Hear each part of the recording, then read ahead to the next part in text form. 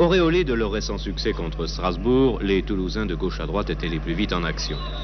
Mayer obtiendra ainsi un coup franc dès la première minute sur la faute de Zandona. Lopez, monté à l'attaque, détourne le ballon de la tête et Rust est tout heureux de voir le poteau droit le suppléer.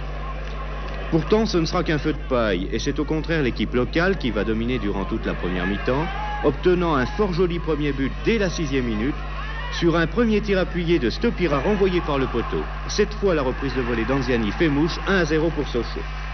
Les doubistes continuent sur leur lancée. Le Zaïrois Santos donnera souvent le tournis aux défenseurs adverses par ses slaloms invraisemblables, mais de planche ici a pu dégager alors que le Sochalien Bezas, victime d'une contracture à la cuisse, était contraint de céder sa place au jeune remplaçant Elie à la 23e minute. Au crédit des doubistes, on notera encore un bon tir de Lubin des 25 mètres, le ballon étant renvoyé par la barre. Puis petit à petit, les visiteurs vont émerger à leur tour.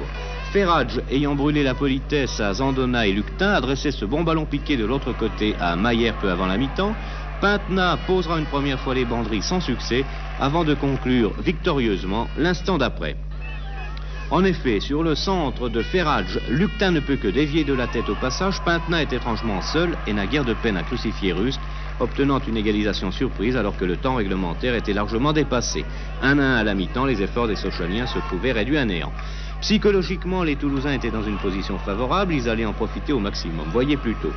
Van Stralen remise pour Laverny, lequel ouvre sur l'aile gauche, Collin intercepte, mais l'ex-Sochalien Mayer joue remarquablement le coup avec Zappo qui n'est absolument pas hors jeu évidemment. Les Sochaliens ont marqué le pas, le reste n'est qu'une formalité pour le mettre à jouer en droit qui double la mise, le plus normalement du monde à la 58e minute. La réaction sochalienne ne tardera pas, tout d'abord sur le corner tiré par Santos, petite erreur au profit de Simon, lequel place un bon tir au ras des poteaux, mais Veller faisait bonne garde. Cette fois, Lubin à Duchamp. Il cherche un partenaire démarqué, ce sera Stopira de l'autre côté dont la reprise de volée est absolument foudroyante, un tir d'une rare violence à tel point que le ballon est passé à travers les mailles du filet de nylon, sans le trouver toutefois, mais l'arbitre, sans doute trompé par une illusion d'optique, refuse le point aux Sochaliens dans un premier temps, alors que le but est parfaitement valable.